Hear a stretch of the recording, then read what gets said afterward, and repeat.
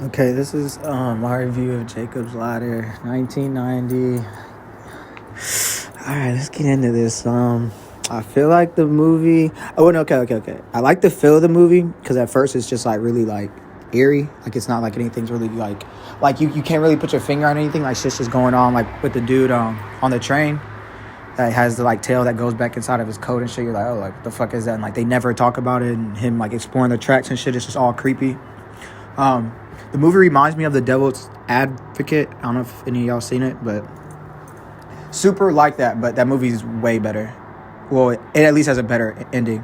I like the steady flashbacks to know more of the story, but towards like the halfway mark, the flashbacks become like less like investing to the movie and more of like a distraction. It's because like at first the flashbacks were like a story like leading it into something, and then they were just kind of just like it just kept showing like the same shit. Like it was just seemed like almost random. Like it would have been better if like the flashbacks kind of confuse you like as they're telling the like story and stuff, and it's like I get they're trying to confuse you, but at that point in the movie you shouldn't be confusing anymore. It should be more about explaining. And with all the flashbacks they're already having, like why didn't y'all just have the flashbacks explain what happened? Like show them getting their food poisoned or whatever happened to them. Like show it through the flashbacks instead of just having a guy show up and literally sit there and tell us. Like that was so stupid. But also the flashbacks were confusing to me, and this is more like a personal thing, but because whenever it started I didn't know like who it was focusing on.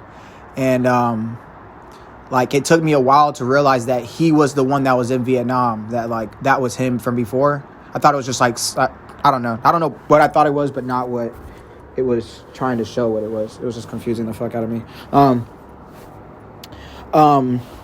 The chemistry of him and the girlfriend, like not his wife but the girlfriend, is great, phenomenal. Like how it's like such a flawed relationship is super good, like super believable and real and fleshed out. And upon rewatch, I noticed like so many religious nods because it's like after you see it, like you know that he's dead. So like they talk so much about like how his sons are named after characters in the Bible, and like there's just so many like small nods to it. And it's like I'm sure if you really look into it, there's a lot more. I really didn't understand the point of the doctor dying and nobody remembering him. But then when he like if this is like death or if this is like the in between, like did that guy just like I guess like when all the people died, like I guess they're all still alive, and it's like as they're dying they're like getting kicked out of that world of whatever the fuck is all connected. Like when the doctor died, like okay, so he gets wiped out from everybody's memory except for the people that happened to him, right? Like cool. So why did he go down to that room and then the guy in the room knows who he's talking about and explains to him that he got blown up in a car? Like the fuck? Like do y'all know about it or not? Is this a world? Is this hell? Like what is going on? And then why are the people dying in fucking explosions? Like if this is some like dark twisted world or like some in between hell and being alive, like wouldn't the people die by maybe like a demon or like some natural, like something natural, like something not like a fucking bomb? Like what the fuck? So like that's how they get kicked out of that world, by being blown up by a bomb. Like that's just like I don't know, that just seemed really weird to me. The party scene is fucking terrifying. The editing makes me feel kind of sick, but that's more personal. But it's great. That party scene is really good. Like fucking scary as fuck. That shit was freaking me out. Right after that, the bathtub scene, way better. Even though the other one's really good, the next one is even better. It's the best part of the entire movie. Like him going into the bathtub and like having that dream, and then like you don't really know what's going on. Like did he go back in time? Like what's going on? And he wakes up from it knowing that he's still alive in this fucked up world, and how he told his wife like, yeah, I married the girl from blah blah blah, and she's still there. Like oh my god, that shit fucking sent me. That shit was crazy. And then like they really didn't explain like okay like well I guess maybe they did.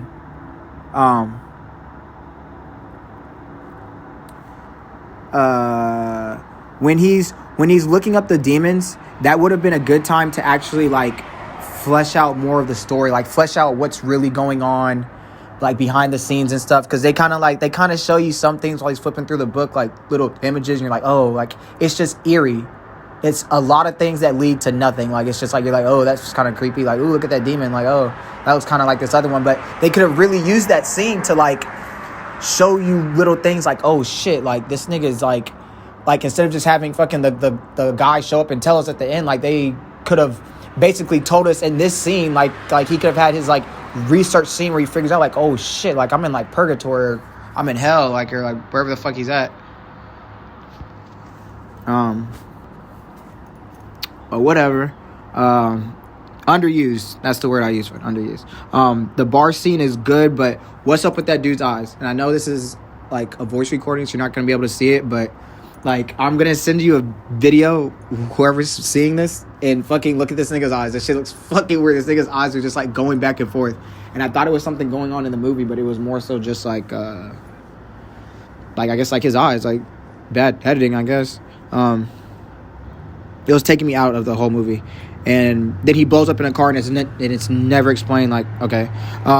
And if they're dead already and already in hell, then who is following them around planting bombs in their cars? Like if they're in hell and they're just trying to, like, they, like, fucked over people because they had that drug in them or the ladder, whatever. Like, why is there, like, a lawyer scene where they're all trying to sue the government and shit? Like, I guess to make it seem more, like, real world and grounded, but it's just a scene. I, like, timed it. It starts at, like, an hour and it ends at an hour 10. It's only 10 minutes of that whole lawyer thing. Like, that was a waste of time. Just like a fucking kaput. Like, literally leads nowhere. It's fucking stupid. Okay.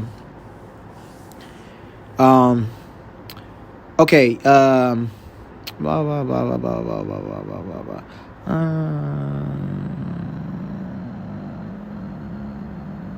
Okay, yeah, that's where my biggest flaw with the movie came in. Like, once all his government friends start showing up, like, it would have been better if, like, I don't know, like, if it was just something else, like, something else happened to where, like, maybe the drug made them, like, see demons in real life, and this was real world. Not they're just all dead, and they're just, like, they're all trying to figure out, like, what happened to us, and then they all are just like, nah, someone's telling us not to look it up. Like, who is telling you this? This isn't even a real world. Y'all aren't.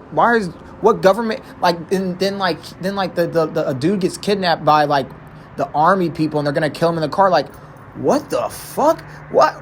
Like, I guess that could be imagery for, like, symbolism for, like, maybe the army is trying to kill him in the real world, and, like, because they know he has a drug, and instead of saving him, they're trying to kill him. But the only way that would be, like, fucking important to put in that movie is if they were showing, see, if you already knew that was going on, and they were cutting back to the doctors operating on him, like the fucking government people, like, oh, let's kill him, and it somehow him hearing that, and in his subconscious in purgatory, where the fuck he's at, it's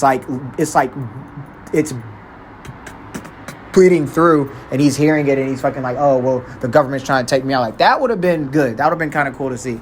But no, it's just some random shit to show an action scene, to show, like, him fighting in the car. It's fucking stupid. But